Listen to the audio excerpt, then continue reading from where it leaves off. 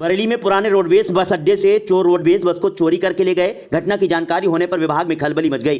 रात में ही बस की तलाश शुरू कर दी गई, लेकिन बस का कोई सुराग नहीं मिला। आरएम से लेकर एआरएम तक बस की तलाश में लग गए। गुरुवार को दातागंज में बस खड़ी मिली तो अधिकारियों ने राहत की सांस ली। बस के बरामद होने के बाद मामले की जांच शुरू कर दी गई है। रोडवेज के प्रधान प्रबंधक यानी एमडी संजय कुमार ने बताया कि बुधवार को सैटेलाइट बस अड्डे का निरीक्षण किया गया था, जिसमें गंदगी मिलने और सुरक्षा के इंतजाम अधूरे देखकर उन्होंने फटकार लगाकर सुधार करने के लिए कहा था। एमडी के जाते ही अधिकारी अपनी जिम्मेदारी भूल गए और बुधवार की रात को बस चोरी हो गई। बरेली डिपो की बस 85261 बुधवार को पुराने बस अड्डे पर खड़ी थी। देर रात कोई चोर बस स्टार्ट कर वहां से लेकर चला गया। हालांकि गुरुवार सुबह गायब बस दातागंज में लावारिस खड़ी मिली। बस मिलने की जानकारी पर विभागीय अधिकारी मौके पर पहुंचे। रोडवेज बस अड्डे से बस चोरी हुई थी। बस दातागंज में लावारिस खड़ी मिली। मामले की जांच कराई जा रही है। जो भी दोषी होंगे उसके खिलाफ कार्रवाई की जाएगी, ऐसा आला अधिकारियों का कहना है। आला हजरत फाजले बरेलवी के 104वें उर्स रज़वी में शिरकत के लिए बड़ी तादाद में आने वाले अकीदतमंदों को ध्यान में रखते हुए दरगाह की तरफ से बड़े पैमाने पर तैयारियां शुरू हो चुकी हैं। दरगाह समेत जिले भर के अलग अलग हिस्सों में बैठकों का दौर जारी है। इसी कड़ी में शुक्रवार को दरगाह परिसर में दरगाह प्रमुख हजरत मौलाना सुभान रजा खां सुभानी मियाँ की सरपरस्ती और सज्जादा नशीन मुफ्ती एहसन रजा कादरी एहसन मियाँ की सदारत में उर्स की तैयारियों को लेकर एक बैठक उलेमा और उर्स में खिदमत करने वाले टीटीएस वॉलंटियर और रजाकारों की हुई। तिलावत कुरान के बाद बैठक में शामिल सभी लोगों से ज़ायरीन के सुख सुविधा, खाने और रहने के लिए बेहतर से बेहतर व्यवस्था करने के लिए सलाह मशवरा किया गया। सज्जादा नशीन मुफ्ती एहसन मियाँ ने कहा कि 2 साल कोरोना की वजह से उर्स बेहद सादगी के साथ सीमित संख्या में मनाया गया था, लेकिन इस साल उर्स रज़वी अपनी पूरी शान शौकत के साथ मनाया जाएगा। उन्होंने सभी लोगों से अभी से ही तैयारियों में जुट जाने का हुक्म दिया ताकि दुनिया भर से आने वाले ज़ायरीनों को किसी तरह की दिक्कत का सामना न करना पड़े। आगे सज्जादा नशीन ने कहा कि लाखों के मजमे के मद्देनजर दरगाह की तरफ से किए जाने वाले इंतजाम नाकाफी रहते हैं, इसलिए शहरवासी जिस तरह से पहले ज़ायरीन के ठहरने, सबील और लंगर का इंतजाम करते थे, वो लोग इस बार भी अपना पूरा सहयोग दें। बरेली के यात्रियों को काठगोदाम से चलने वाली ट्रेनों में सफर की सुविधा उपलब्ध कराने का रेलवे प्रयास कर रहा है। इसके लिए बरेली से रामपुर के बीच रेल बस चलाने पर विचार किया जा रहा है। पूर्वोत्तर रेलवे के इज्जतनगर मंडल रेल प्रशासन ने मुरादाबाद रेल प्रशासन से रेल बस चलाने को रास्ता उपलब्ध कराने की मांग की है। पूर्वोत्तर रेलवे के इज्जतनगर रेलवे मंडल का मुख्यालय बरेली में है। इज्जतनगर के 2 प्रमुख रेलवे स्टेशन काठगोदाम और रामनगर हैं, जहां से कई ट्रेनों का संचालन किया जाता है, लेकिन कुछ ट्रेनें बरेली नहीं आती। रामपुर और मुरादाबाद होकर देश के विभिन्न स्थानों के लिए ट्रेनें जाती हैं। बरेली के यात्री इन ट्रेनों में सफर नहीं कर। बरेली शहर में नगर निगम द्वारा अधूरे कार्य से शहर की जनता परेशान हो रही है और हाउस टैक्स में लापरवाही को लेकर उत्तर प्रदेश व्यापारी सुरक्षा फोरम के महानगर अध्यक्ष रामकृष्ण शुक्ला के नेतृत्व में नगर आयुक्त कार्यालय में ज्ञापन दिया गया।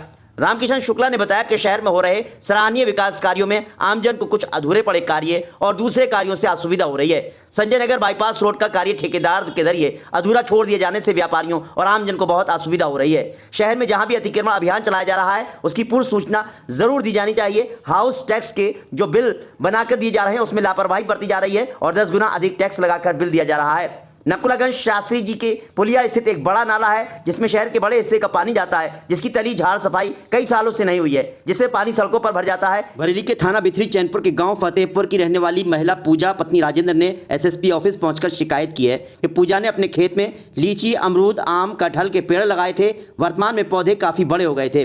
रोजाना उसकी परवरिश करती चली आ रही थी। गाँव के ही दुर्वेश पुत्र मोहन सिंह और रजनेश पुत्र मोहन सिंह, रंगीले छबीले पुत्र सोहनलाल, प्रवीण पुत्र दुर्वेश ने 25 अगस्त को रात 9 बजे मेरे 14 पेड़ काट डाले। इनकी शिकायत थाना बिथरी चैनपुर में की। पुलिस ने कोई कार्रवाई नहीं की। आज पूजा ने एसएसपी ऑफिस में शिकायत कर कार्रवाई करने की मांग की है। बरेली के थाना कैंट क्षेत्र से 2 बच्चों के गायब होने की सूचना मिली है। जांच में ज्ञात हुआ है कि दोनों बच्चों की मां इनको अपने साथ लेकर गई है। दोनों पति पत्नी के बीच काफी समय से वैवाहिक विवाद चल रहा है। बच्चों के पिता ने अपनी पत्नी के खिलाफ पारिवारिक न्यायालय में तलाक का मुकदमा कर रखा है, जिसमें अगली तारीख 6 सितंबर 2022 है। दोनों के 3 बच्चे हैं। बच्चों की मां अपनी सबसे बड़ी बच्ची के साथ संपर्क में थी और उसको बताकर गई है, मैं दोनों भाई बहन को साथ लेकर जा रही हूँ। वीडियो फुटेज और महिला के भाई जितेंद्र से पूछताछ से भी स्पष्ट हुआ है कि दोनों बच्चों की मां अपने भाई जितेंद्र के साथ भी संपर्क में थी और उनको बताकर दोनों बच्चों को अपने साथ लेकर गई है। प्रकरण में अग्रिम जांच कर विधिक कार्रवाई की जा रही है। बरेली में पैनी नजर सामाजिक संस्था की अध्यक्ष एडवोकेट सुनीता गंगवार ने पीड़ित महिला को इंसाफ दिलाने की मांग की है। उनका कहना है लगभग 1 माह पहले थाना शहर कोतवाली क्षेत्र में घटी एक महिला और उसकी बेटी के साथ सत्ताधारी दबंगों के जरिए